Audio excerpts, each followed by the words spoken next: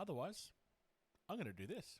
Getting tabled. Getting tabled. Getting tabled. Getting tabled. Getting tabled. Getting tabled.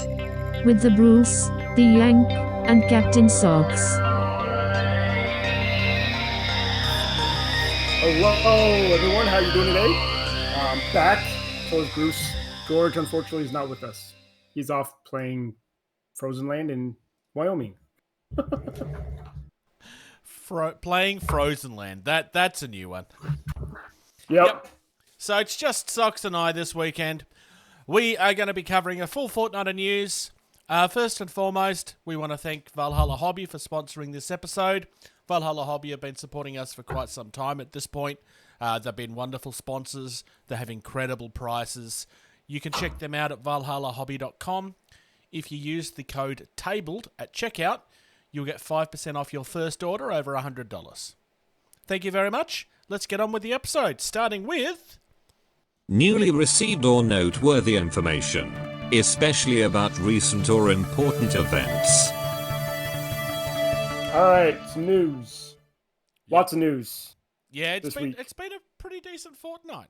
And I'm going to start off with arguably the most recent piece of news that's on the list. So, the guys at Firelock Games have a new game that they will be doing in the spring. So this is coming up shortly for you guys, right? Yes, because you're approaching spring now. It's called Port Royal. In the description, basically it's talking about how this used to be a richest and wickedest city on Earth. So it was, back in your pirate days, it's very clearly one of the giant pirate areas that was really, really powerful and has kind of fallen in the wayside and become ruins. It very much feels like this is supposed to be a Mordheim skirmish type game, but set in the pirate world.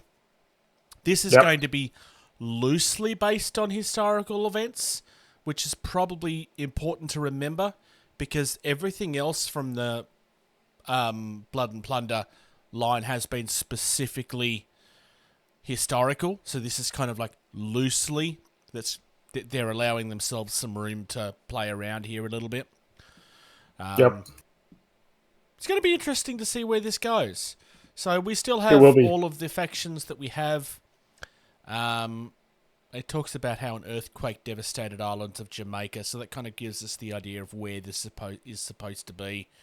We still have pirates, privateers, Native Americans, African Maroons, and local government forces. So it's all the same sort of people that's there in the other games. So I imagine that you could probably extend this out to your Spanish main and all of that sort of stuff as well. Yeah. It's going to be interesting to see where this goes. I quite like the imagery we've got. Apparently this is a custom table that they had professionally made for them for this scenario.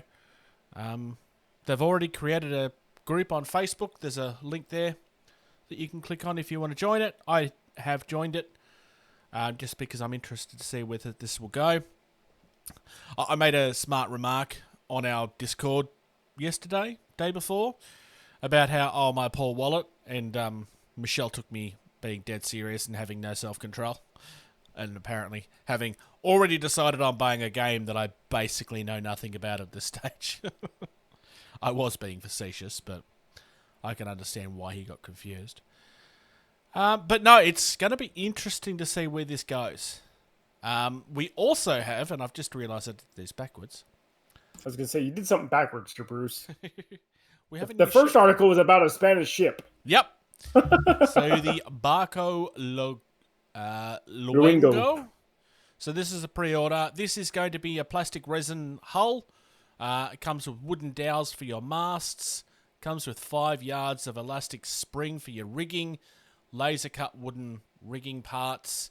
6 cannons, 6 swivel guns, and other accessories in resin.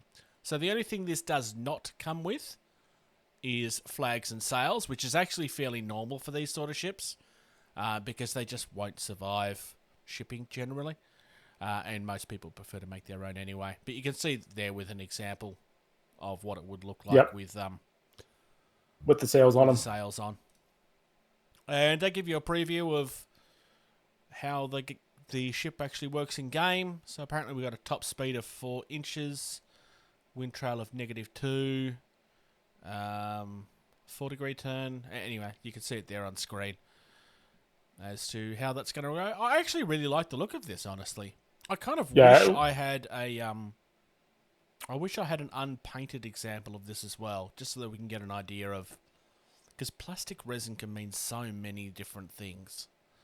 Mm-hmm. I assume this is probably going to be a restic type thing, but I've got no way of knowing because plastic resin is just such a generic term. I'm not having a go. It's just I kind of wish I could see more detail. I guess as time passes, we'll start to see more of what this is. Yep. In time. No, but it looks like a nice little Spanish ship for blood and plunder to be used in a smaller ship game. Blood and Plunder, and actually start building it, because the ships that come in that are so pretty, and it's still sitting in there in the box out in the garage. But Lord knows, shame I on have you. a lot of things to play. I know. I'm sorry. Hello, Shay. Thanks for jumping in. All right, moving on with some huge news. To say this is the biggest news that's come out of Cmon for a long time is, I don't think, an understatement. Cmon have officially left Kickstarter, but not in the way that most people are assuming that I'm going to go into this. Because they're still going to go for crowdfunding. Yeah, and this is not me having a go at them either. I'm just because that's normally where my mouth goes when it comes to Cmon. I want to make it clear that's not what I'm talking about. So, yes, they have signed an exclusive deal to now run on GameFound as opposed to Kickstarter. I imagine that there's been a very significant deal made in this. Cmon are a very large company when it comes to Kickstarter and have been for a very long time. GameFound is apparently Polish. I didn't know that. But basically, the founder of GameFound actually has reached out to Polygon with this news. He's unable to disclose the terms of the agreement, probably for good reason, because if the public found out what is the deal that Cmon have gotten, they are going to be trying to push to get that for themselves as well, despite the fact that most people wouldn't be large enough to justify what I'm sure Cmon has gotten. I mean, let's not make no mistake here. Cmon have gone to GameFound because it's going to have saved them a lot of money. There's no question about that at all. I imagine that Kickstarter is going to be very upset about this. Kickstarter's kind of had a couple of kicks in the teeth recently with some stories, and not all of it within their control, but very clearly the fact that crowdfunding is starting to split off into different areas is starting to hurt the original at this point. Cmon are starting to... So not Cmon. Kickstarter are starting to feel a couple of kicks in the gut. It's going to be interesting to see. I don't think it's as bad for Kickstarter as everybody's going on about. This one is going to hurt, though, because this has been one... Cmon notoriously do very well almost every time they're on Kickstarter. They, to date, regardless of whether... I'm not going to sit here and say everything they've delivered is good, but they have never failed to deliver. And they've been on Kickstarter for 12 years. It's not... And have run 60 campaigns. Yeah. 60 campaigns, earning on average more than 1.9 million for each one. Yep. So... They are huge. I mean, there is a reason why I have said for a very long time why I feel, at least for their successful properties, they should be moving away from crowdfunding, because I feel that it's inappropriate at that point. But yeah, when you've made over 108 million on Kickstarter projects over 12 years, that's a lot of money. Yeah. Through Kickstarter. Kickstarter's having a few issues as well, because although Kickstarter do give some support in regards to, if you see something that's dodgy, they will look into it and take it down. In regards to IP and stuff, they're very, very careful about that sort of thing. Though I have seen an example where they didn't. But when it comes to Kickstarter, scammers are still there, and scammers are still getting away with stuff more frequently than I would like, unfortunately, because there's a pretty well-established pattern of how they can get away with things at this point, and we have commented on a few of those things in the past of just enough updates to look like it's still going. Oh, we're having an issue with a delay and another delay, and then, oh, I'm sorry, there's nothing we can do, we've gone under. I'm very much oversimplifying there, but it is a thing that happens, unfortunately. Which isn't to say that all delays are bad. Delays happen in Kickstarter anyway, and that's part of the problem. Yep. So it's going to be interesting to see where this goes. From a Cmon point of view, this is only ever going to be a good thing. GameFound at this particular point has a very good reputation and is growing. And it has the ability of the splitting up of the payments if you can't afford everything all at once, which is a good thing when it comes to wanting to tempt people into large pledges, but a bad thing for competitors, for customers, because they may get themselves into more debt than they probably should be. It is. Speaking of large pledges, Yep. looking over the list here, their largest campaign was Marvel's Zombicide. Oh, yeah. That doesn't surprise me at all. Over 9 million. Yep. And with just under 30,000 backers. Yep.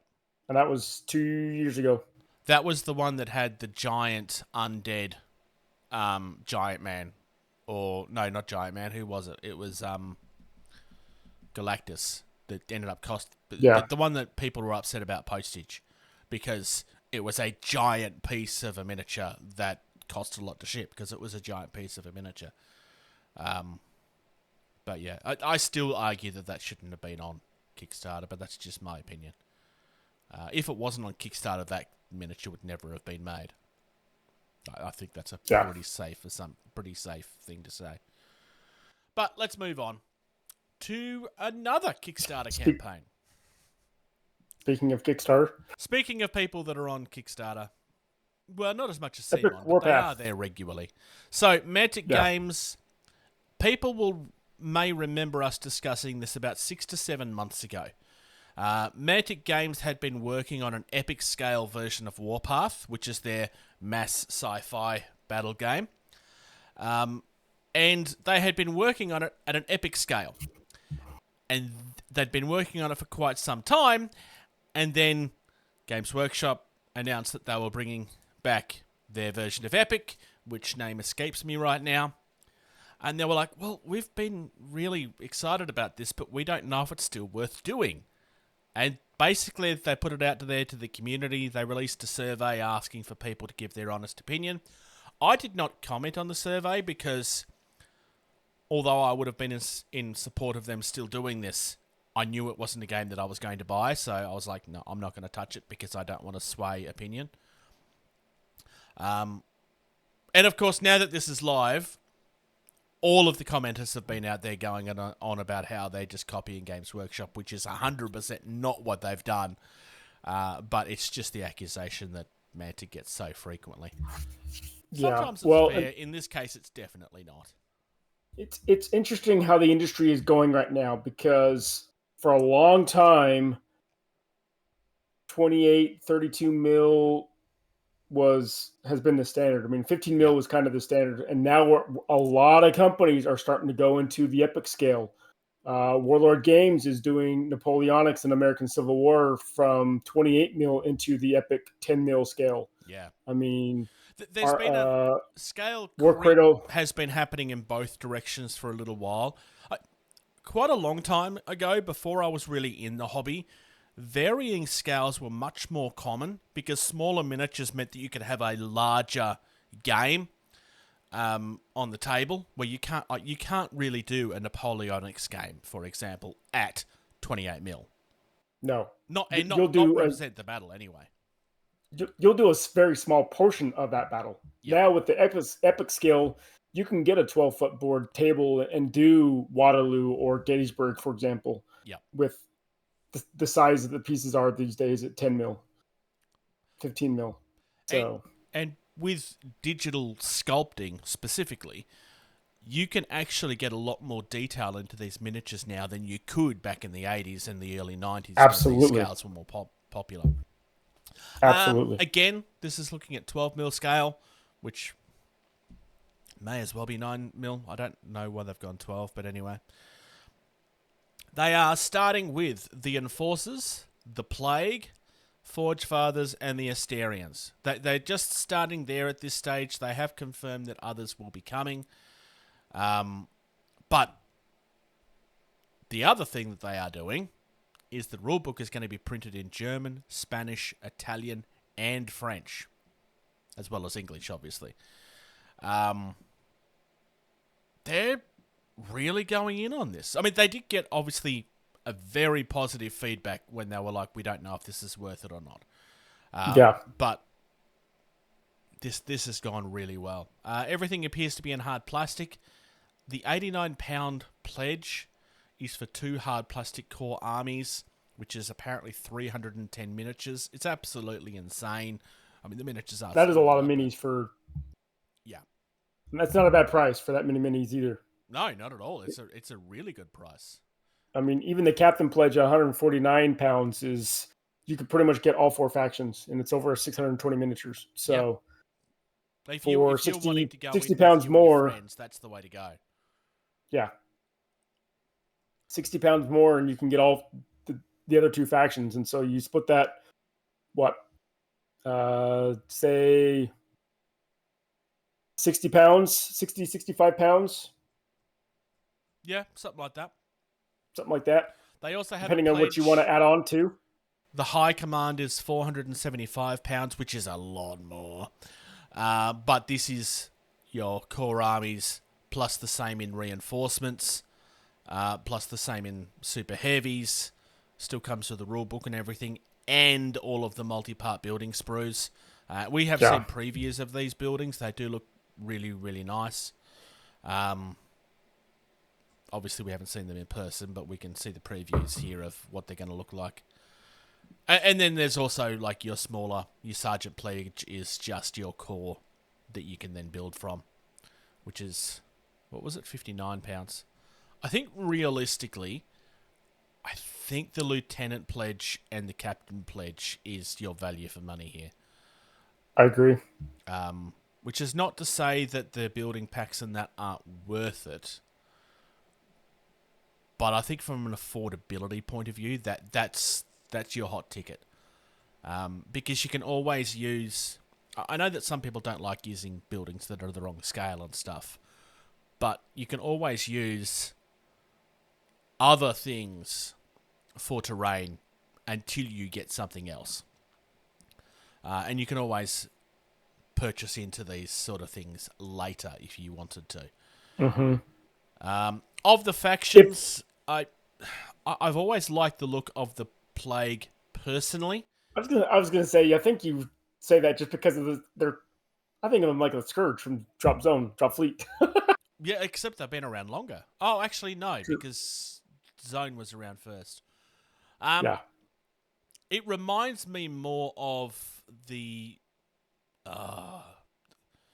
I'm just going to... like there is like a Plague type thing that's in the Halo games, and that's what it reminds me of. Yeah. So we start with your Enforcers. They are the equivalent of Space Marines. The Flood, according to Shay. Thank you. Plague, again, is like... So it's... like this is an infestation that kind of takes over, and like that you become like zombie type things, and there's different levels to how far through the infestation you are. Yep. There's some like the Aberration is arguably one of my favorite miniatures that Mantic have ever done. Yeah, it does at look least nice. in the large scale. I can't comment on the small stuff because we haven't seen them in person yet. The Plague Colossus looks really cool. And I'm pretty sure that's completely new. The Forge Fathers are your Space Dwarves. And before anybody starts saying, no, these are not copying what Games Workshop did last year, They've been doing the Forge Fathers for quite some time. Obviously, it's still inspired by Space Dwarves, which were a thing a long time ago, but Mantic brought them back first. We were talking a little bit more about this later, but there's been a few evidence things recently of Games Workshop paying a lot more attention to the indies than they want people to believe they are. Yeah. The Asterians are your space elves, and you'll kind of notice that a lot of the space elf stuff is like robots and stuff, and I think that's because they're fragile and there's not a lot of them. They don't do a lot of their fighting themselves. They're very much an advanced civilization type thing. I love the look of their reinforcements, the little samurai style reinforcements, the Mastodon, the Spectra. Yeah. Blade Master. The Mastodon is... Oh... I think the Matsudan is my Matsudan, sorry. favorite. Yep. The Blade Master is really nice too. But yeah. Tank-wise... Well, you forgot the other faction. There's 4 factions, and we skipped over the Enforcers. Or did you talk about the Enforcers? No, I talked about the Enforcers first. Okay, I must have been looking at all the minis. Sorry, my bad. So it's going to be interesting to see how this goes. Their prediction for delivery is March next year, which is a pretty quick turnaround, honestly. They have been working on this for quite some time, though, so I would imagine that a lot of the headway's already been done. There is a lot... Not all, but there is a lot of the sculpting that's clearly already been done, because we have the examples here, which isn't to say that they won't continue tweaking things, but they've clearly done a lot of their headway. There is still stuff that's yet to be revealed. Whether that means that they are not sculpted or not is another, because you will see that some of them are day 7 reveal, day 11 reveal, so on and so forth. So a lot of this has already been sculpted. Yep. So it's going to be interesting to see how this goes. It does seem to be going very well so far. Like, they've got 153,000 currently pledged, and they only had a $30,000 goal. Now, yes, obviously. Yeah. And if they get to 200... Yep. And if they get to 250, the first unlock is a new faction, Stretch Goal, the Vermin. So the Veermen are definitely what I would be interested in if I was going to play one of their games, because I do like the Ratman type idea. I believe the way that they intend to do this is that the delivery of the added factions will happen later, because they don't want to delay the entire project production. But they... unless they've changed the wording on that, but that is what they said quite a few months ago when they were talking about, okay, yes, people have said they want it, this is what we're going to do, and this is how we're going to deliver it. And I think that's a much smarter way of doing business, because it prevents problems. Yeah. Alessio Cavatore worked on the rules for this. I should have known that, but for some reason that just surprised me. I mean, even the high command pledge isn't that bad, especially if you can get 3 of your other friends, because it's just over 125 pounds. I would say under 125 pounds each, and you get all the reinforcements and the STLs. It's literally everything you will ever want for the game. Gives you reinforcements, your heavies. The rule book you'll have to get separately. I mean, or if there's a digital, because there's only going to be one rule book, but you'll get all your tokens, your dice, the buildings. You'll get your reinforcements and your super heavies. And like you said, some of those super heavies look awesome, especially that plague one. You can also add in... where's the add-ons? I'm pretty sure the rulebook is in the add-ons somewhere. You might be right. You might be able to do that as a add-on when you do your Pledge Manager. Yep. Just add on a couple more books. I think that'd be the way to go. But in saying that, a lot of people, when everybody's getting in on the one game, quite frequently you will have like one person is the person that's learning how to learn the rules and will teach everybody else. Yeah. And if you were going in with 3 friends to buy this between you, sharing a rule book is probably not the biggest of concerns. But again, I would be extremely surprised if you can't add this as a pledge anyway. Yeah. Agreed. Yeah, there you go. It's a £20 add-on. So, Oh yeah, for more rules and tokens. So, and then you probably $10 also for probably some dice. I was gonna say add on the dice too. So, Yep. not bad between you and 3 others. Yep. I think that's definitely the way to go. It's going to be interesting to see where this goes. This is Epic is a scale that certain people are really into. This one's not for me, but I'm still excited to see where it goes. Much like what I was saying with the new version of Epic Warhammer, it wasn't a game for me, but I was excited to see where it goes because it's a game style that people have wanted to come back for a long time. Yep. And it's really something that makes sense for a company like Mantic too, because they are a company that's able to focus on more niche games a little bit more than somebody like Games Workshop can. Yep. Because a company like Games Workshop have to have things doing hundreds of thousands of dollars, otherwise it's not really worth their attention. As cynical as that sounds, but it's kind of how business works sometimes. Yep. All right. I want Black to Site talk Studios? about Black Site Studios. Yep. So, we have kind of hinted about this coming a couple of times. It is actually live now. So, Night Thirst is a game... Ooh, it didn't load properly for me.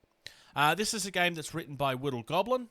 If you're not a follower of WittyGoblin, she's a tabletop and video game Twitch streamer, and she has a YouTube channel and so forth. Honestly, well worth a follow. I do enjoy her content. Night Thirst is a battle royale game about vampires and sucking blood.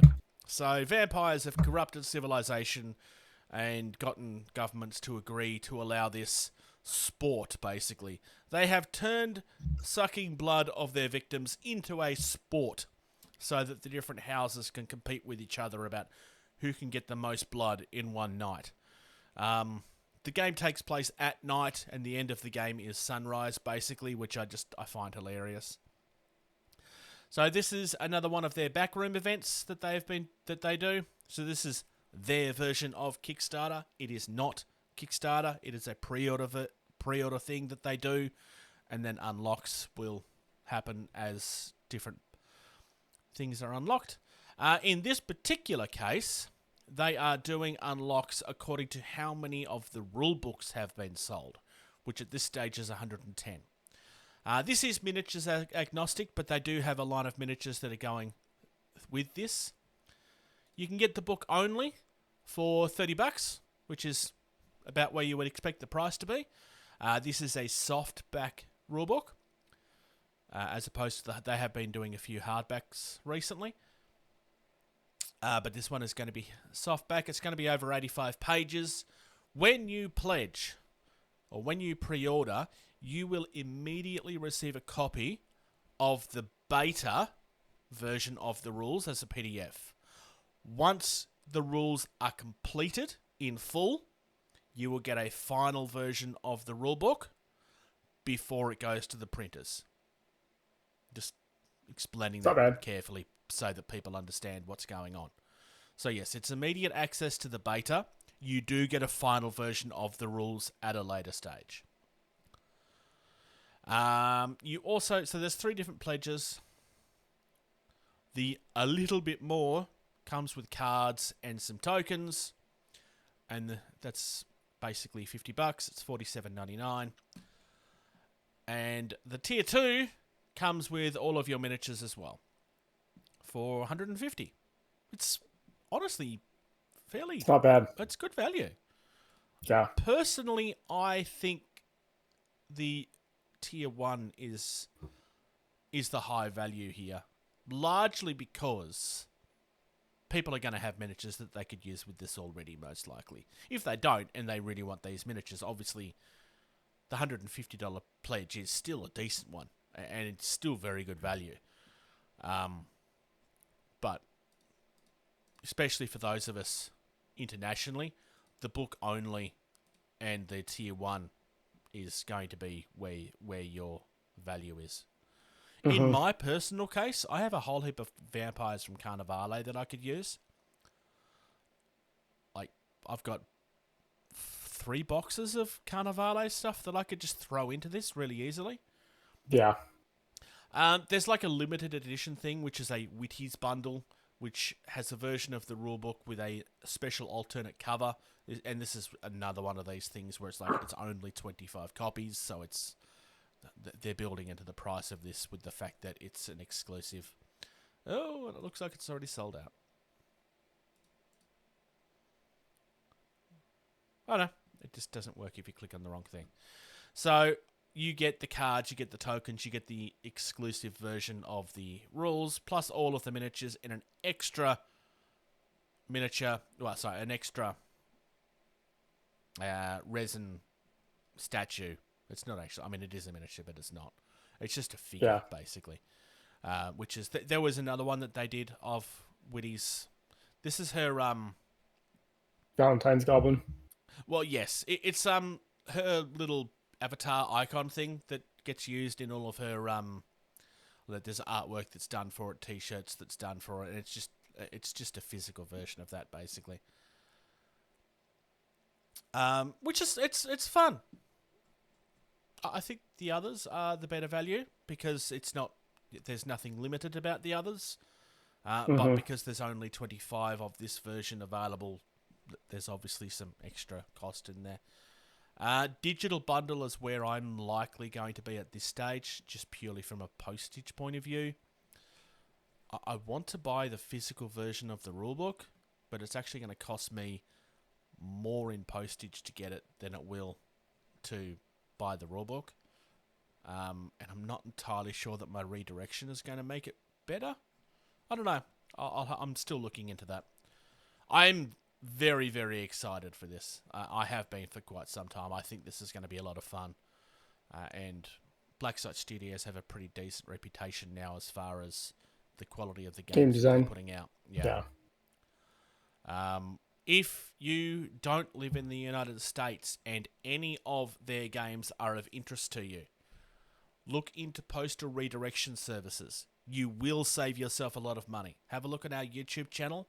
I have a video going through and explaining how they work. There's links to some of the ones that I know of. There are others that you can find out there. There's nothing in the video that I have nothing in regards to referrals or anything. It's all just information. I literally saved myself hundreds of dollars doing this. In one case, I saved myself about $400 on one item only because it was a very large item. So look into that if you're international, because shipping international from Blacksite Studios is not very cheap, and it's not something that they can really do anything about. It's just one of those things, unfortunately. Moving on. Oh, actually, any of the miniatures jump out at you? Not so much. I'm not a big vampire horror person myself, so I kind of not like so much. the fact that they're touching on all of the different types of vampires. So we kind of like we have the Prowler is very much like your Nosferatu type thing. Like you've got your posh people and the noble, but then you've got like your newly turned looking more desperate. The partier, kind of feeling like it's straight out of Blade. The ancient one and the thrall being like almost half monstrous type looking things. I like the fact that there's different styles. The partier, very much feeling like it's straight out of something. It actually looks a bit like Witty, but I don't know if that's actually deliberate or not. I assume it is, but moving on. I thought I saw a card in one of the pictures. If you look up the top and the tier 1, the part of your stat card almost looks like her face from. Yeah, that's what I'm saying. It looks like it actually looks like it's been styled after Witty. Yeah. Anyways, moving on. Who's this Games Workshop company? Oh, they've been around for a little while now. A little while. Yeah. So we've had some new Kroot reveals, so obviously I need to talk about them. We have the Kroot Hounds, which was revealed last week, which happened the day after we recorded. Of course. Yeah, it's just one of those things that happens all the time. So the Loyal Hounds, we've already seen one of these. Well, actually, we've seen two of them. We saw like a puppy in the preview of the Big Army box set, and we had one of these that came in the Kill Team last year. I really like these. Like they're varied. They don't just look like two different things. I suspect that this is going to be a fairly limited sprue, but I like what I'm seeing.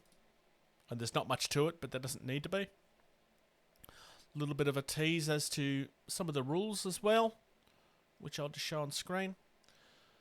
I'm going to skip ahead to the other Kroot reveal just very quickly before I talk about the last thing, which is another Shaper. So we've already seen a couple of Shapers in the preview of the large army box. This one is the Trail Shaper, which basically looks like a more modern version of the original Shaper. And it, again, looks really nice. I really like it. I like the new chunk of meat. And I like the fact that they've painted what looks like an Imperial tattoo on it. Yeah. That is painted, though. That's definitely not part of the sculpt. I really like what they've done there. And again, a little bit of teasing with some rules.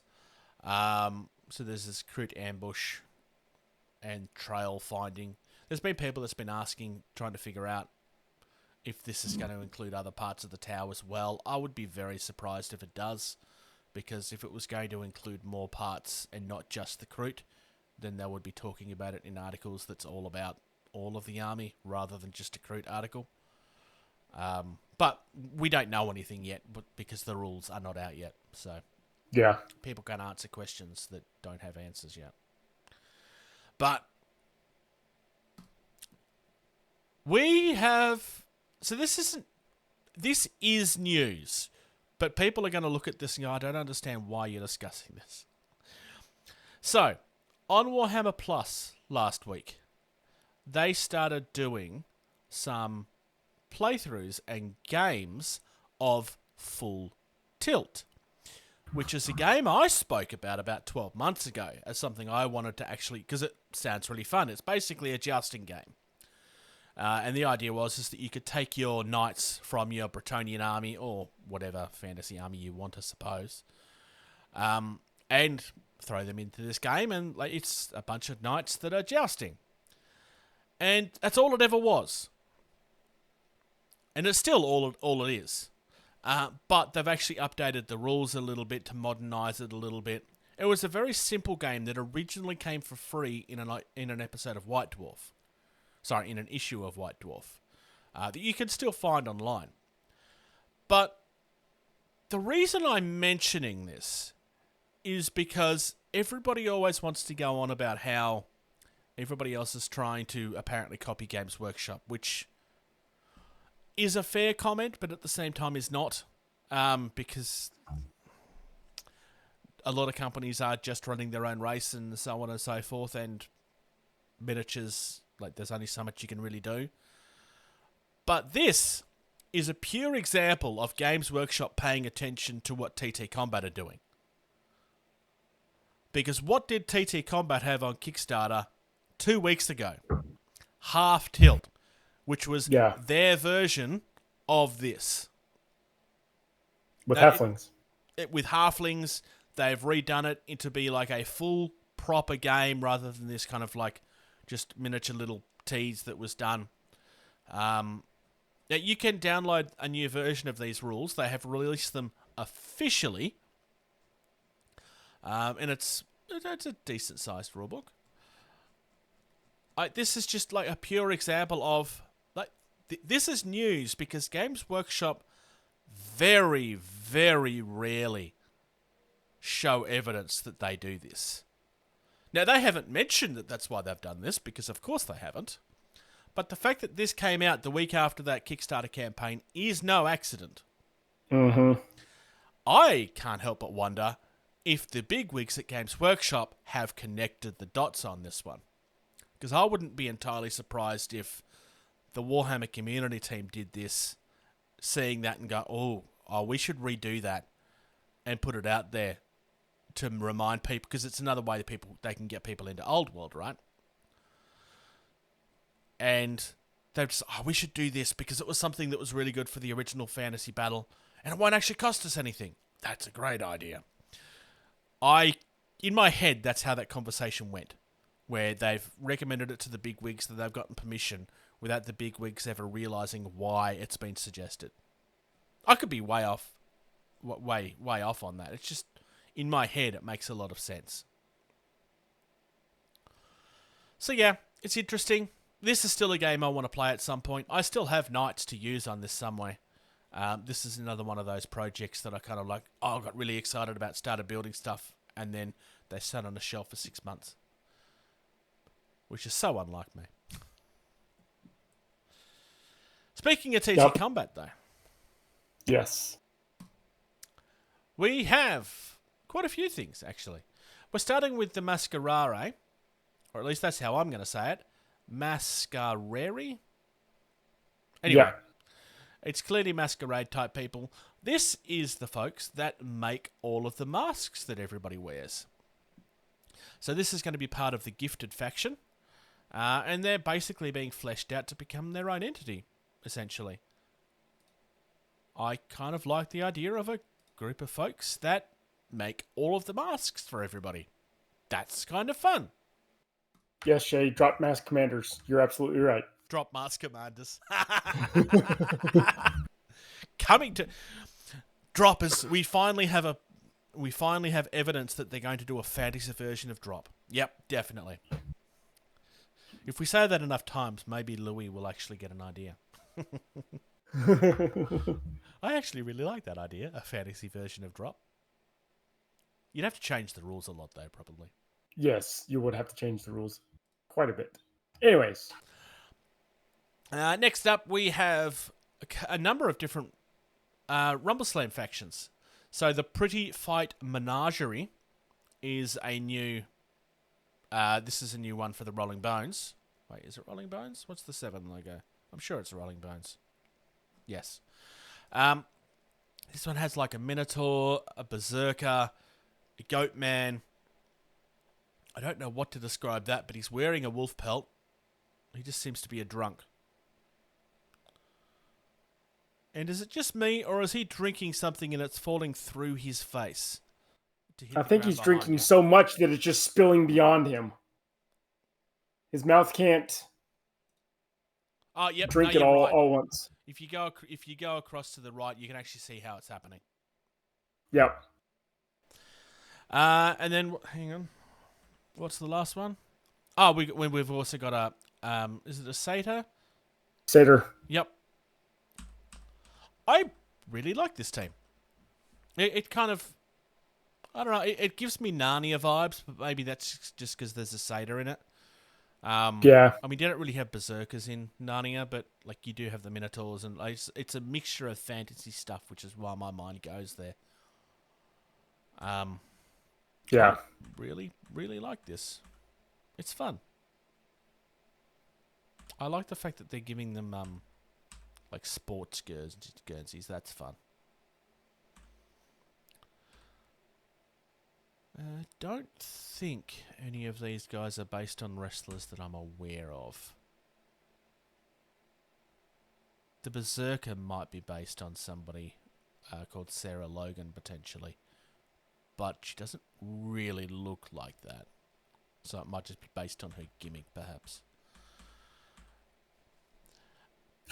And moving on, we also have the Wrathmonger, which is just a giant, demonic-looking creature that's also for Rumble Slam.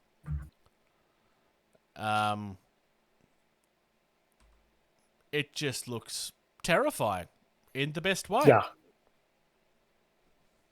It's like a cross between a demon and a satyr, because it's got like the weird legs, but then it's got like a demon upper half of its body, but then it's got the antlers as well. The face almost the head almost reminds me of what's the big huge the god in Thor Ragnarok.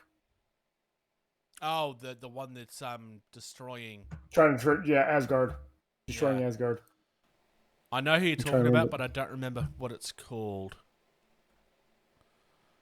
You might be on the money there, honestly.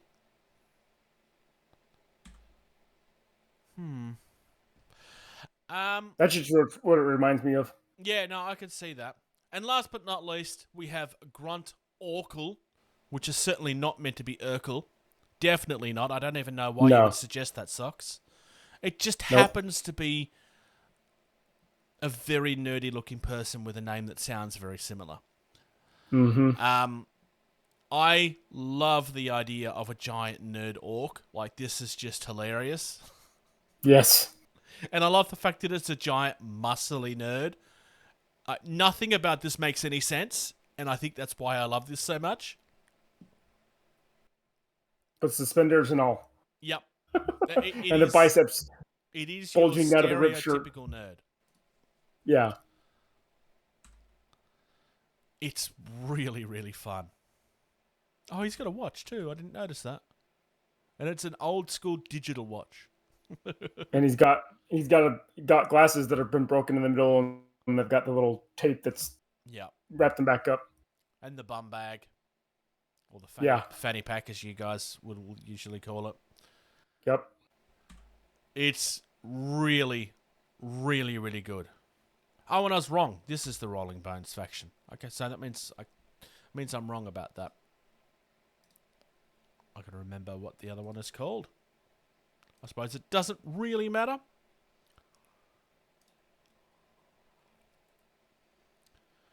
It's not Rolling Bones. Oh, I don't remember. Anyway, lots of really good stuff from TT Combat. I think my favourite is Grunt Orkle. Personally. I agree. It's just too much fun not to be. It is, yeah. Yep. Oh, I missed one. If you go back to The the goat? front page, there's a goat called Randy that I missed. I don't know how I missed that. I do remember seeing it.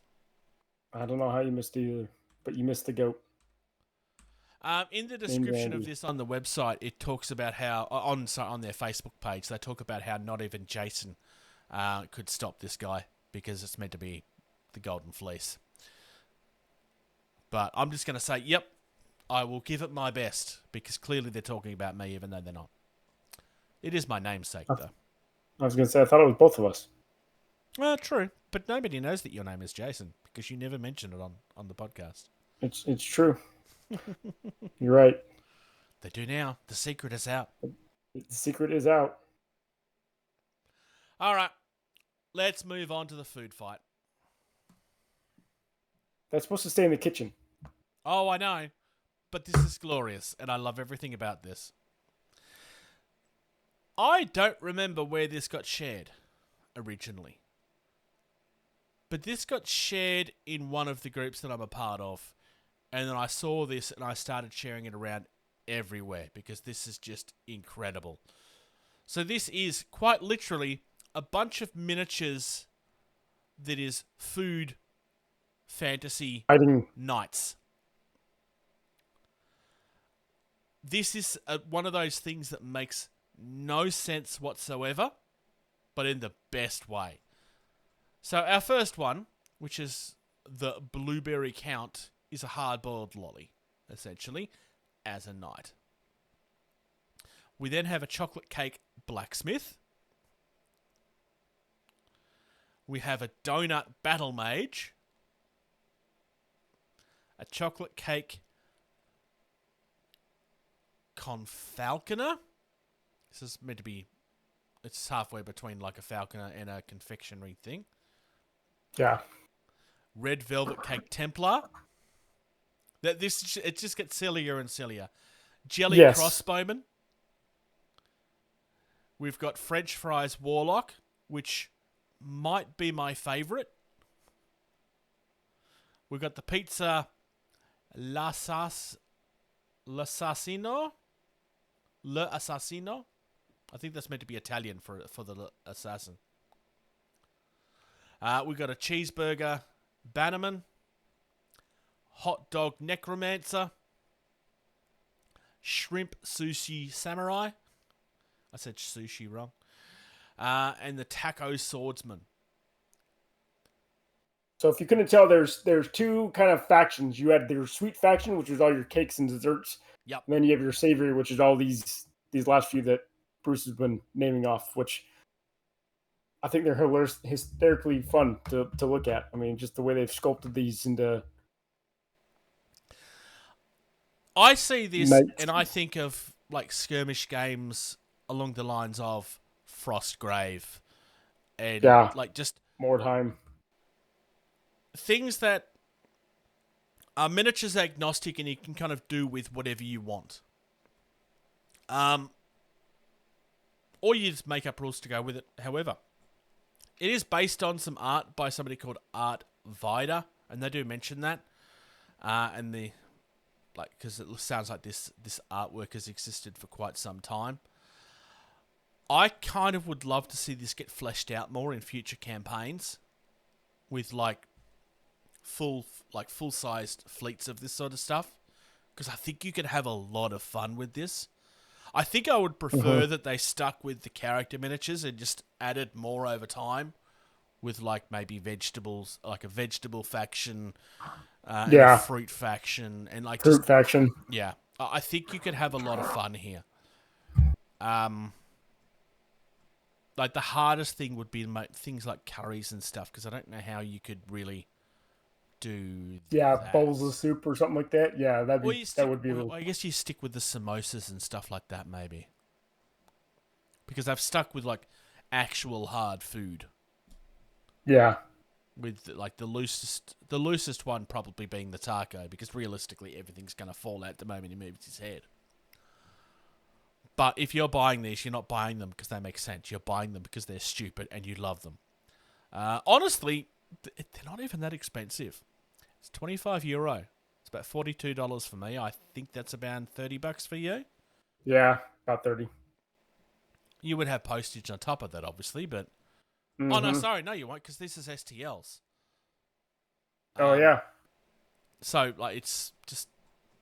This is just fantastic. I love everything about this.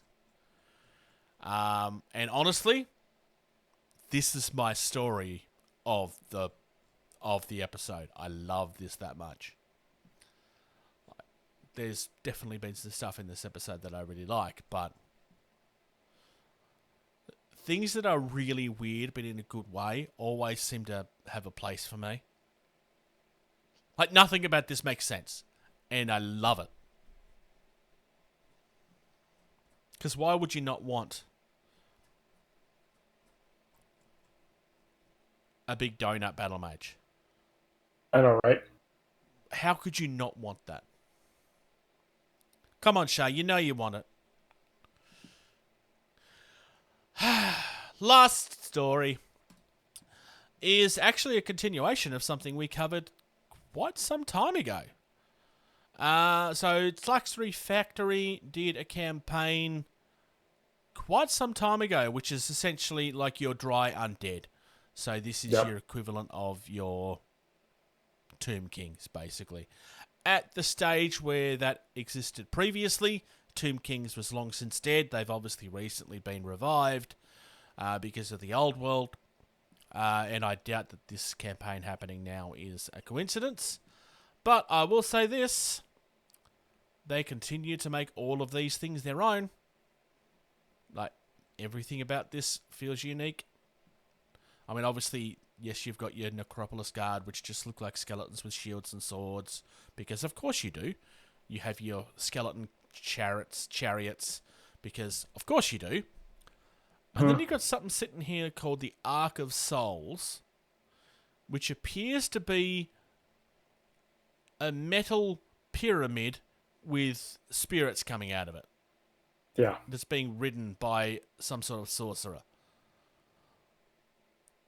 It's just really, really pretty. But because you're doing things with 3D printing, it also means that you don't have to kind of allow for what fits on a sprue, and you can kind of be a little bit more creative. They do also come with like base adapters so that they can fit into the old world because, well, of course they do. And like movement trays and stuff as well. You can also purchase the original. So this is an expansion from a previous Kickstarter. So as part of this, you can purchase the original, which is down here somewhere. But yeah, this stuff is really, really, really pretty. It's just gorgeous. I like when a company will go out of their way to create their version of an idea. Now, Undead from the Desert is not a new idea by any means. It wasn't even a new idea when Games Workshop did it. This has existed in fantasy since the times where we first realised the pyramids had people in them. Yeah. Because the pyramids were built a very, very long time ago. Long time ago. To the point where I'm blanking on what her name was. The queen that fell in love with Cleopatra. They were ancient when she was around. Yeah. Like, it's scary how old they are. Which is also probably why all these questions about how they were built come up all the time. Because it was just such a long time ago. So yeah, I really like this stuff. If you want to 3D build your own army for a fantasy game, whether it be Kings of War, whether it be Old World, like there's a lot of different options out there for you. This is another one. And this basically means that they've completed an army that they had started, essentially. Mm-hmm. If you're one of the people that wants to try and make money, there's even a commercial license thing. So that's it for the news. I think it's time to discuss an indie. Which is that one. Indie. Definition. Independent. Type. Slang word. Jargon. All right. So this week we have King and Country. Yes. So King and Country is on here because a friend of mine mentioned them recently. And I say recently, it was about 3 or 4 weeks ago. One of the guy that runs the toy reel that I'm part of doesn't really do miniatures. Like, he has quite a few of the Warhammer action figures, and he was kind of like, that had never really been my thing. I used to be more into the King and Country, and I was like, I don't know about those. I'm going to look them up. So these are miniatures, but these are more designed as your display piece miniatures. These are they're a lot more detailed, but these are what I think of when people talk about, oh, you mean the little tin soldiers. That's essentially what this brings up in my mind, at least anyway. I think I'm going to start with the American Revolution. Or do you want to do American Civil War? Your pick, Socks. Let's do Civil War. Civil War? This way, if there's things that are wrong, you can you can talk about them. Yeah.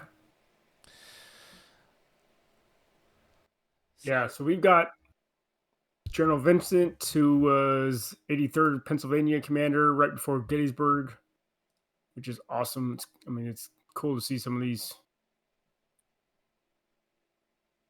cavalry and soldiers marching. And the details on these are pretty good. Yeah, I mean, these are larger figures, obviously, because, well, you can see that they're larger. You don't get the sort of detail from a 28mm. No.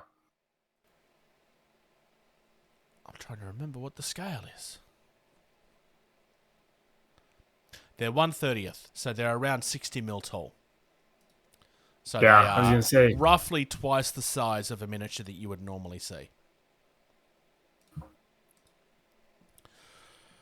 So I'm just going to kind of browse through this, just so I quite like the look of this lying ready. I'm going to look at the lying prone firing one, just because it's really, really nice detail. Yeah. And I'm going to skip ahead into page 3.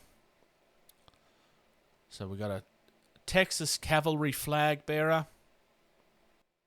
General Lee is pretty awesome too. I already looked at that one.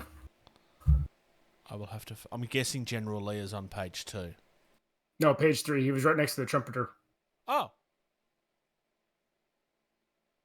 General Lee. Yep.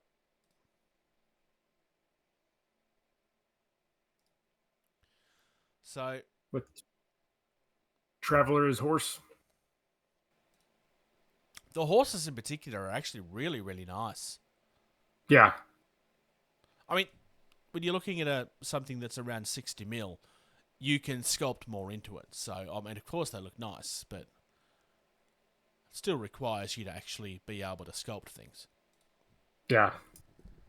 Exactly. Now, we're looking at historical stuff here, so obviously, yes, there's going to be some uncomfortable parts of this because that's what history is.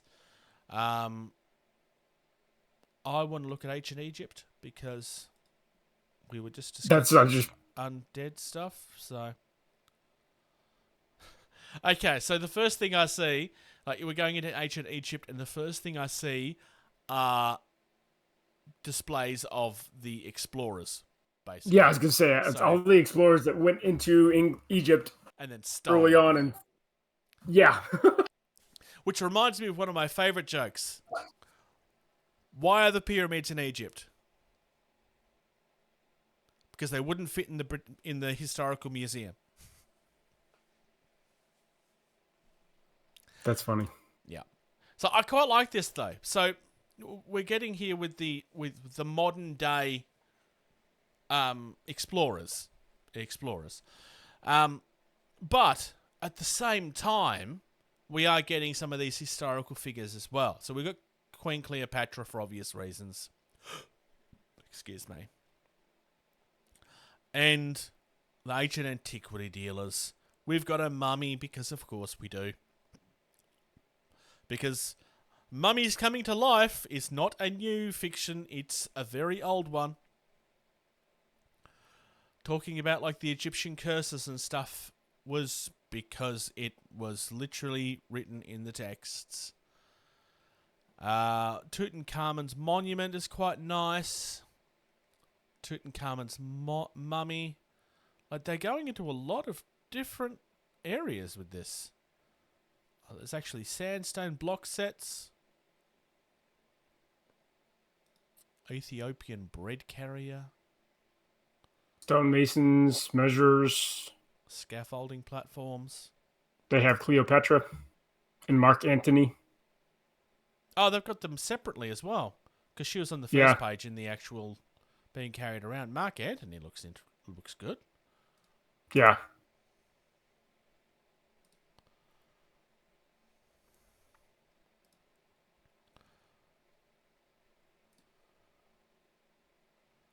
I'm trying to think of the name of the actress that this is most likely based on. Anyway, doesn't matter. What on earth is a club figure? Good question. These just appear to be random people from history. The Universal Fritz. Aha! It's meant to be Charlie Chaplin. That's funny. The Universal Tommy is also Charlie Chaplin. So these seem to be limited edition things that they've done at some point. Captain Eddie Rickenbacker. Apparently this one is being retired, so if you want this, you probably should be buying it now. Field Marshal Bill Slim. So there's obviously a reason why these particular miniatures exist. I just don't know what they are. Maybe they were sculpted for specific events or something. Mm-hmm. I kind of want to look at something that you don't see a lot of. So I'm tempted to say, let's have a look at the Singapore Armed Forces. Because I want to say, I don't think I've ever seen... There's only a couple of them. I was going to say, it's just a couple of Gurkhas. Yeah, but still... I've never really seen anybody doing this. Yeah. Which is, it's nice to see it being done. I have seen other examples of people like doing sculpts of the Chinese forces. And obviously we see like Japanese miniatures and that all the time. Life of Jesus is something we don't generally see a lot of. I imagine that this is probably just generic. Yeah, it's just generic sort of stuff, what you would expect. Jesus talking with some children, the sheep and the goats, the stable mates, the three wise men. So it is pretty much what you would expect it to be. But we do actually have just general stuff in here as well. Like we got the shepherds and stuff, but we've also got a crippled beggar, the Good Samaritan. I find it amusing how many people don't actually understand the relevance of the Good Samaritan, but we're not going to talk about that now. Yeah, so they've got a lot of really interesting stuff. So again, it's like slightly off to the side. It's not exactly miniatures that are designed to be played with. I mean, there's nothing to say that you couldn't play with these, but you're going to struggle to find a rule set that's probably going to work as well. Because with larger miniatures, you find that you'll have a few problematic things with rules and so forth where they need to be adjusted, probably movement distances and stuff, and obviously it means that the forces can only be so large, and yeah, I thought it was interesting, so I wanted to discuss it. Let us discuss some hobby. Trim, glue, prime, paint. All right, Bruce, we're good? Yep, we're good. Sorry. All right, what do you got folks. this week? I've been doing a couple of different things. I've ordered in some new rulebooks because there's been a couple of different games that we've been talking about recently.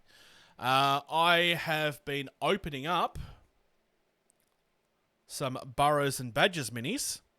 Nice. Which will be on the channel in a couple of weeks. I do have more than just these two, but that's a Ranger. A Badger Ranger. So these are resin miniatures. These are their larger ones. I also have a couple of mice. I've got a rat. I have a cat, a rabbit, and something that I'm forgetting. But yeah, I bought like a decent sized force so I can build something out of it. Yeah. And I'm really, really, really happy with them. They look really, really nice. I recorded the video for that Friday. Was it Friday? No, it was Thursday. So that's actually up on our Patreon now. Probably won't be released into the wild for a couple of weeks because I'm filming a few things in advance. I have been reading through the rules for that. I've also been reading through the rules for a game called Majestic 13, which is... And I've been buying a few miniature agnostic things. So I talked last time about how I had a game of The Doomed, which is another miniature agnostic thing. Majestic 13 is like secret government organizations trying to defend Earth from aliens. And there's these 13 different secret organizations. I mean, I say secret government. Like the Men in Black stereotype is certainly there. But you have like secret army forces that are there, and like secret privately owned companies that are doing it, and like it's all of your usual cliche stereotype, tin hat foil wearing, conspiracy theory type stories, and it's just made into fun. Like the story starts off along the lines of, they say that in 1940, whatever the year that Roswell was supposed to have happened, that it crashed, and then they hid the story, but then others say that it was all hidden and hidden by the government and da da da.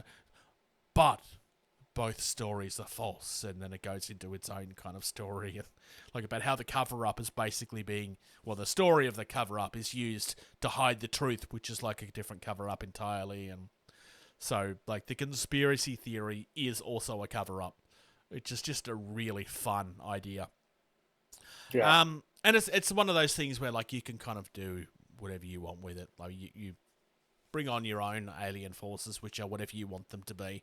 I kind of want to use my Mars Attack stuff because it's an excuse to use my Mars Attack stuff.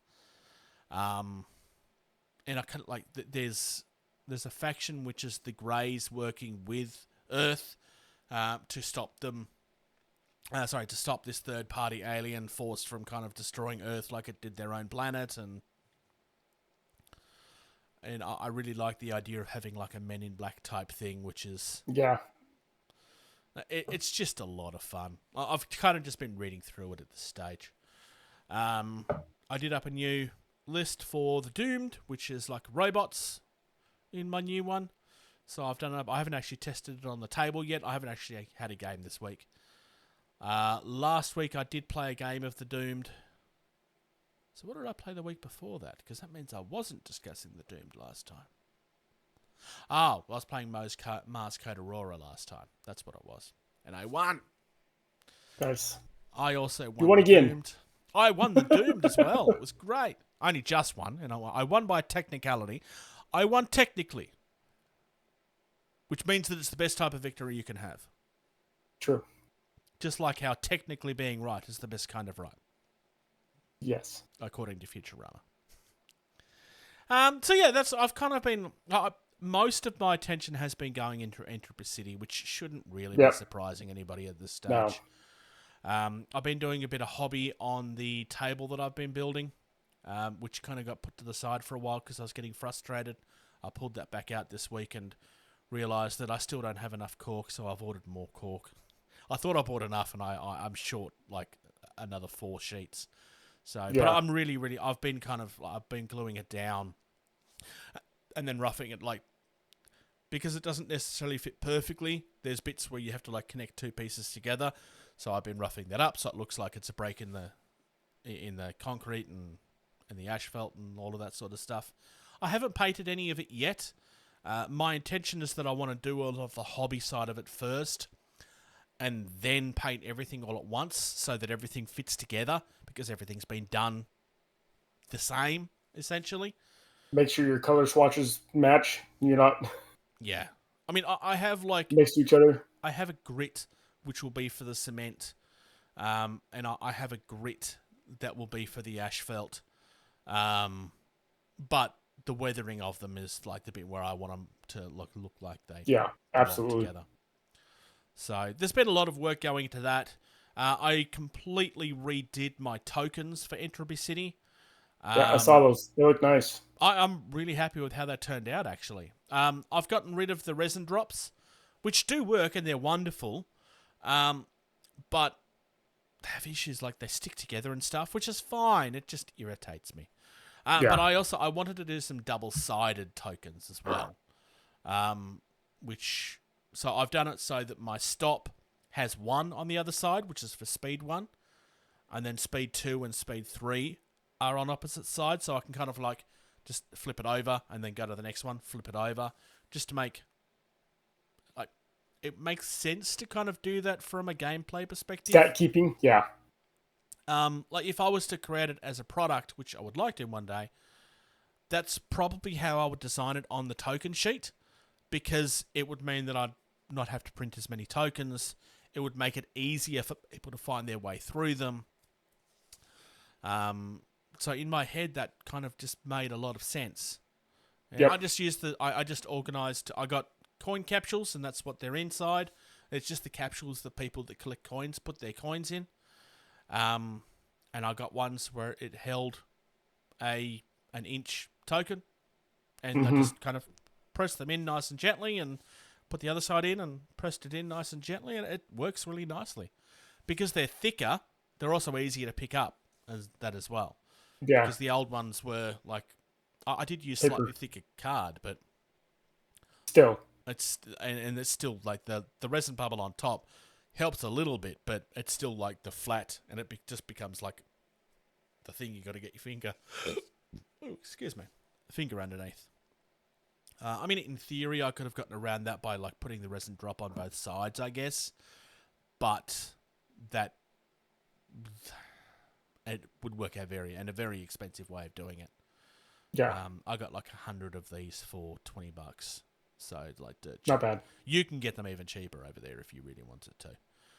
People use these for like just a very simple upgrade of basic tokens all the time. So they work really well, honestly. And plus, they came in a case which I can now use to carry my tokens around. It's great. Yeah. I have way more than I will probably ever need, but that's all right. That's good. That's good. Yeah. So, I mean, I have done a bit of hobby. Not a lot, but I have done a bit of hobby. Kind of been a little bit up and down just because life just happens. I know you said that you haven't had much of a chance to get stuff done. You said you have been building stuff. I have. The last couple of weeks, I was telling Bruce before we recorded, two of my sons have been in American flag football through their homeschool group. And so the last month has been 2 or 3 games a week with practices, trying to help round them up, take them to stuff, wherever.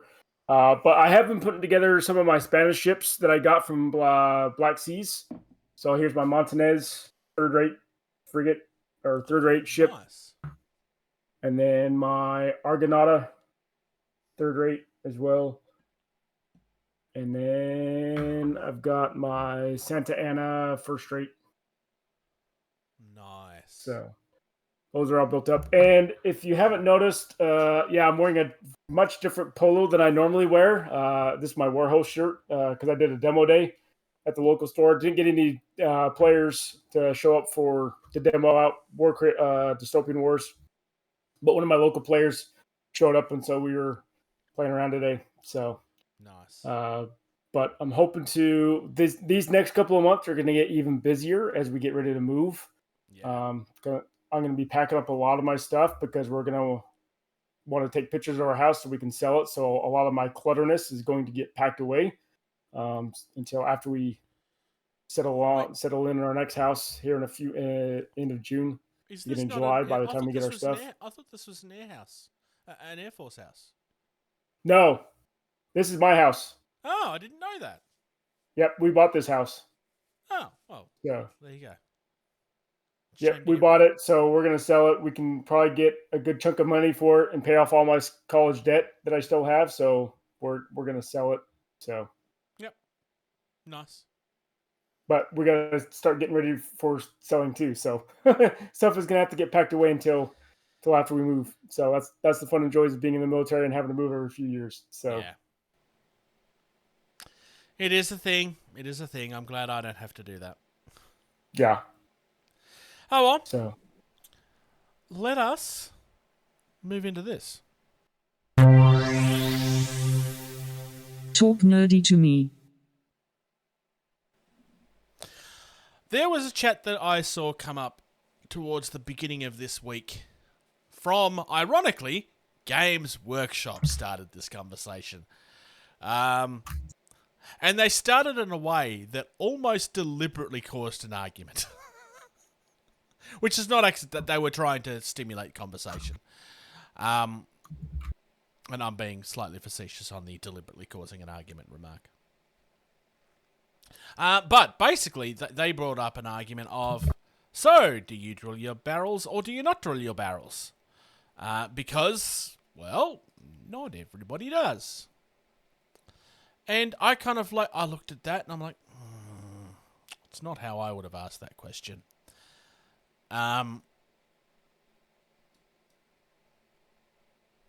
Yeah. Yeah, it was just slightly problematic with the way that they had dealt it.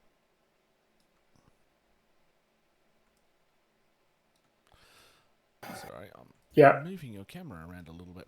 All right.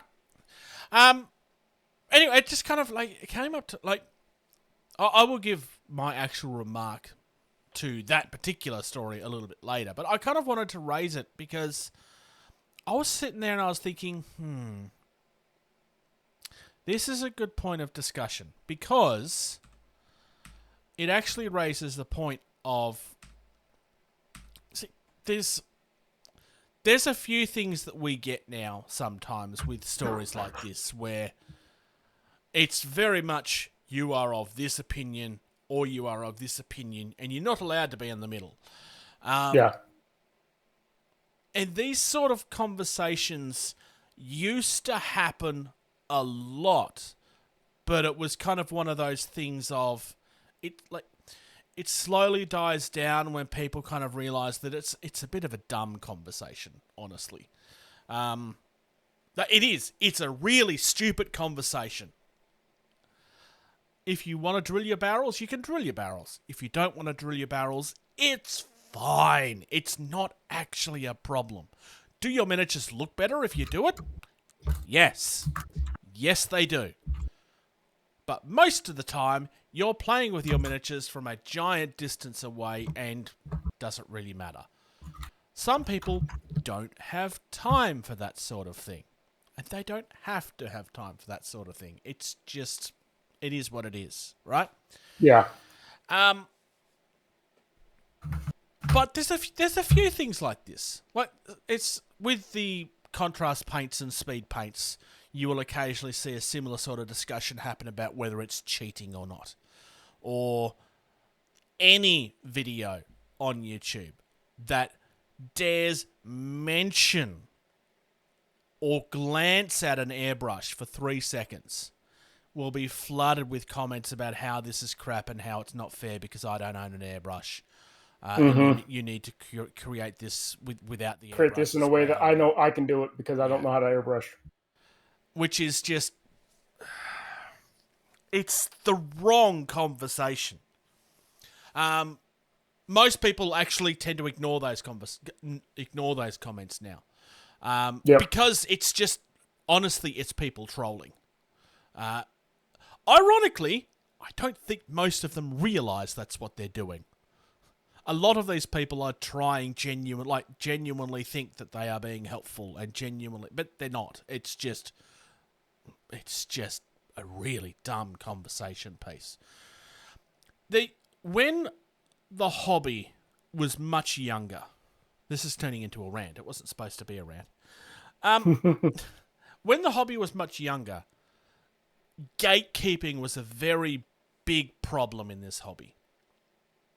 The internet helped solve that problem because you can genuinely go on the internet now, and if you don't know what dry brushing is, you can find a video not just telling you what dry brushing is, but about seven different ways of how to do it.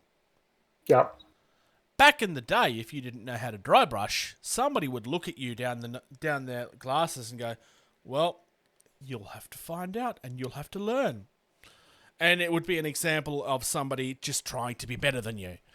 That sort of stuff generally doesn't happen anymore. Dry brushing is also probably the worst example for this argument.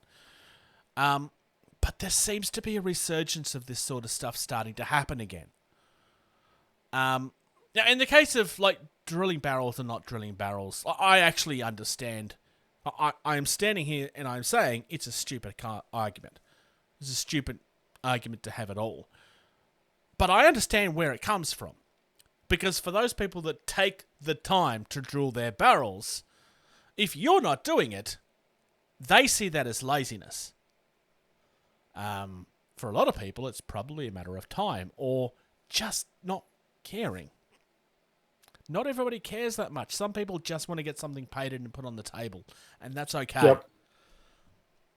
Especially if it's somebody that, has a busy lifestyle. Can you think of other examples of this sort of stuff happening? I mean, I used probably some very common ones at the moment. Like the contrast/speed paint argument is definitely a big one.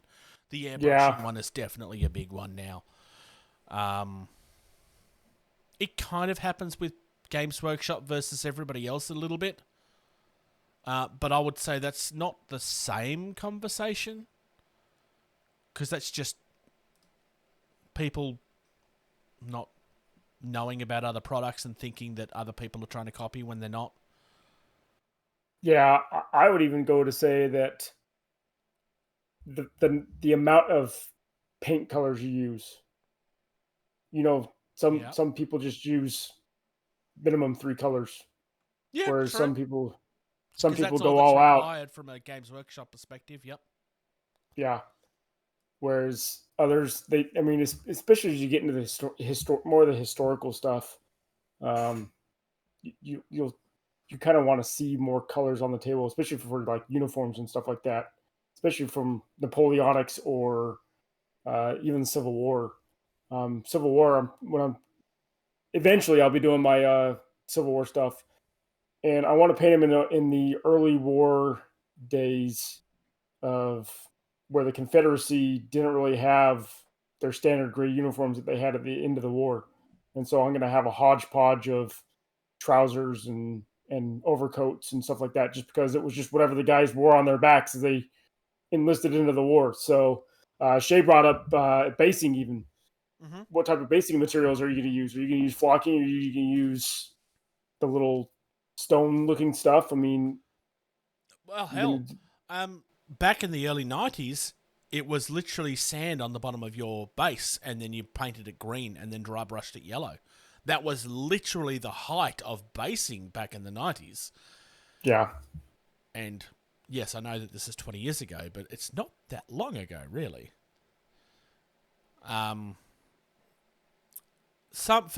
Basing is a really good one, because some people spend maybe more time on their basing than they do on the army, in the case of speed painting. I mean, depending on how they do it, if it's just a texture paint, maybe that's all they needed to do.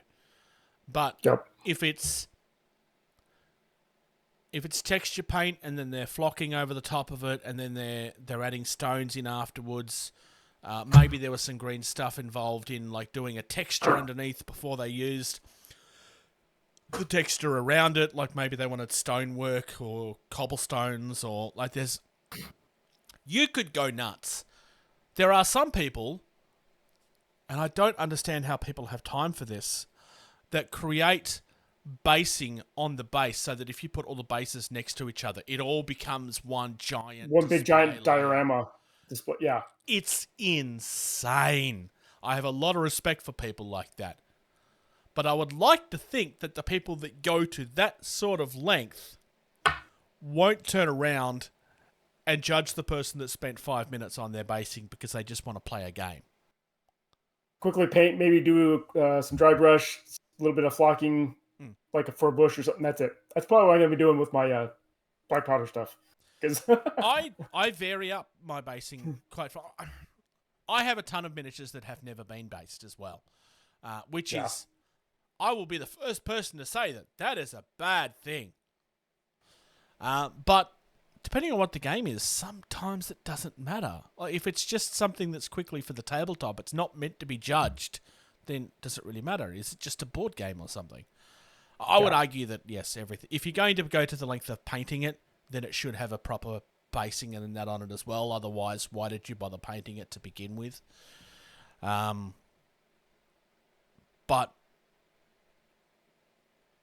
basing is a really, really good example. Like I said, my basing varies so wildly depending on... Basing is probably the thing that I enjoy least in the hobby. And so sometimes it will be... Like my Skaven, I'm really, really happy with my Skaven. There's a bit of stonework on it with some texture around that stonework. And it wasn't overly difficult, but it looks really nice. Yeah. Whereas, I mean, if you wanted to create like a jungle base type thing, it's a lot more work involved in that. I struggle with flocking because I don't have one of these machines that make your flock stand up properly. And I know I need to get one, but I just never have. I also don't really have the room to, because I like, it still goes everywhere and I don't really have a space to do it properly. But that is a problem that I need to solve at some point. But yeah, basing's a really, really good one. I don't think I've seen the judgment in people's eyes during a basing conversation, like I have in pretty much everything else in this hobby. And like, it wasn't that long ago that this we have spoken about gatekeeping being a thing of the past on this podcast. Yeah. And it slowly seems to be coming back. But ironically, it seems to be with the next generation, not our generation, that already lived through that. And but it's weird. Maybe I'm just an old man and I'm being grumpy. But I don't know. I thought that we were kind of beyond this at this point. And I'm I thought starting so to too. see it come back again. When I was talking about the initial story, I said that I would give the answer that I gave. And my answer was not word for word, but was something along the lines of, in some of my miniatures, I drill the holes. In some of the miniatures, I don't. I don't really care what other people do. But I have a big problem with those that want to judge other people on their own decision. Yeah. Other people, if they want to draw their bases, they can. If they don't want to draw their not bases, if they want to draw their barrels, they can. If they don't want to draw their barrels, they don't have to. It's not your decision. It's their miniature. It's not like they're turning up to a tournament. Like, this is me just continuing on. That was basically my comment. But if somebody's turning up for a competition, and as part of that competition there is going to be painting judgment, then I would expect that, yes, the barrel should be drilled, because it's going to be judged. Yeah. But if you're just turning up for a casual game with friends, who really cares? And I mean, when it comes down to a beginner on Facebook sharing the first mini they've ever painted, and you have 10 people where the only thing they comment is drill your barrels. At that point, the only thing you're doing is stopping people being interested in our hobby.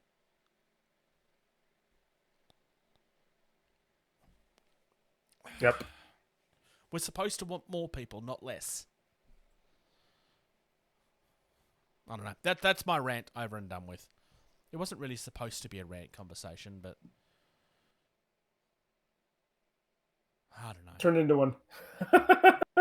I just don't get why everything has to go in that direction all the time. I find it really frustrating.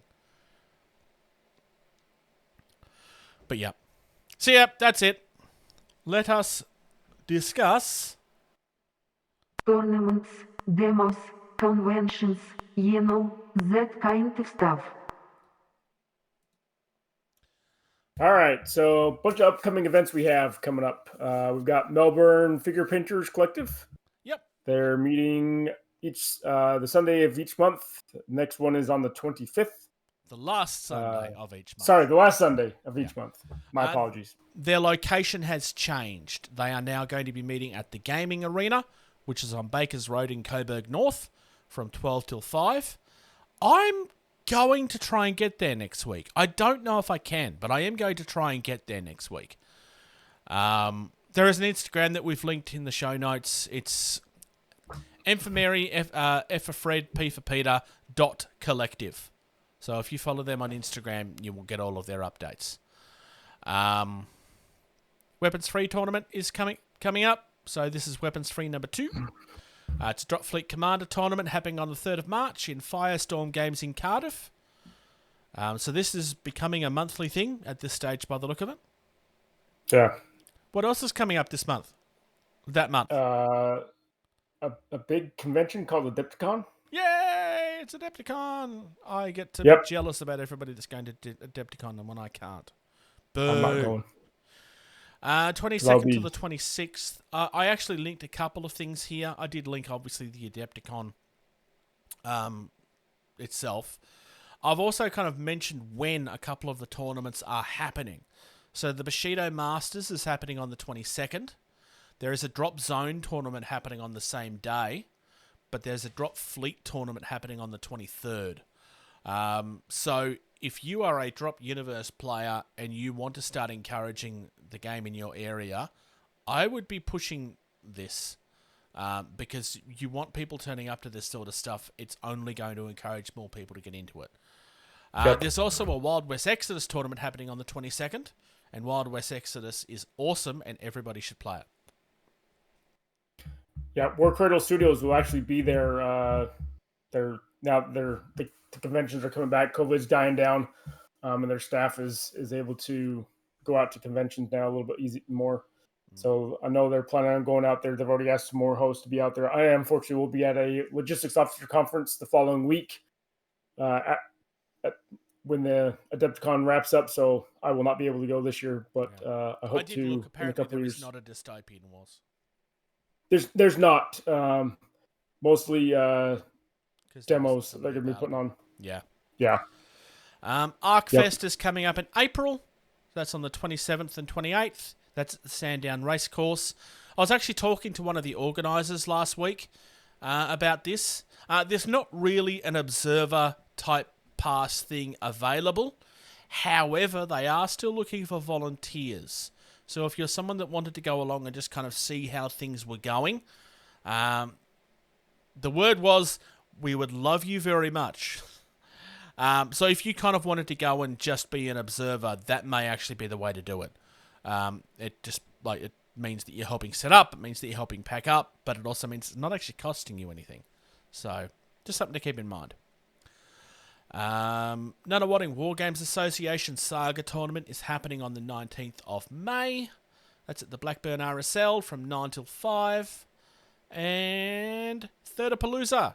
I mentioned this. I'm going to continue mentioning this, even though it's already sold out. This is a Warhammer 3rd edition tournament, which for some people is something that they have wanted to see for a lifetime. Some people really, really do love these old versions of the games, or the side projects that came out of these games, like your Mordheims, your Orca Morkers, and so on and so forth. If you want to see more people playing this sort of stuff, and being encouraged to play this sort of stuff, and maybe tournaments like this, if you support them and get people excited about them, is likely going to start encouraging more of them. Yep. So get the word out. 22nd of June till the 23rd of June. And that is at the Esplanade North Shore, Victoria. Thank you to Valhalla Hobby for sponsoring.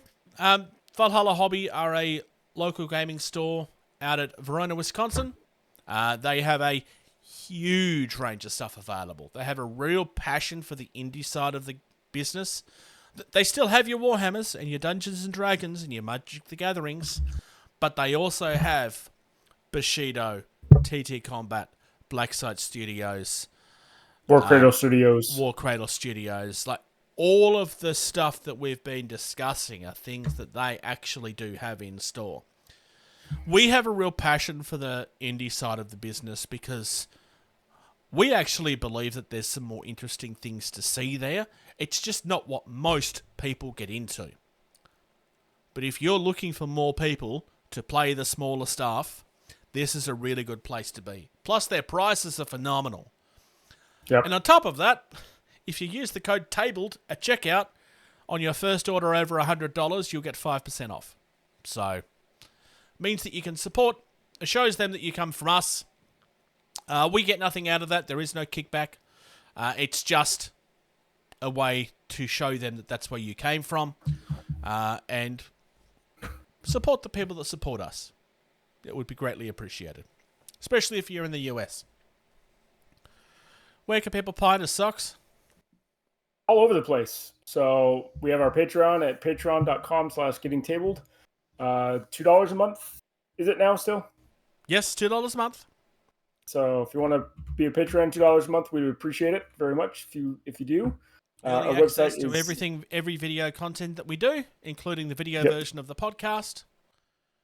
Correct. Our website is gettingtable.com.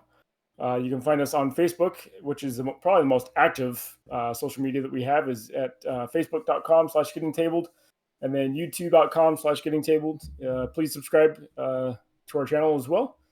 And then getting our email for any questions is gettingtabled@gmail.com. And then we have a Discord as well. There's an invite in the description as well. And on there in the Discord, we have game-specific chats for various different games that we play, Entropy City as well. And so... the Entropy City channel is exclusive to the Patreon. Correct. So if you want to learn more about that, become a patron, and we'll add you to that. And then at X is at Getting Tabled, and Instagram is at Getting Tabled. And then Bruce does his Twitch at twitch.tv/JasonTheBruce, and then his Toy Reel is youtube.com/ToyReel. Thank you very much, Socks. Yep. I'm not going to thank George because he didn't show up. He's off. He's not here doing things. He smells funny anyway. Thank you for listening. Support the people that support us. Subscribe. Thank you. Thank you. Thank you. For listening to Getting Tabled. Music used in this podcast was created by Eric Matyas at soundimage.org.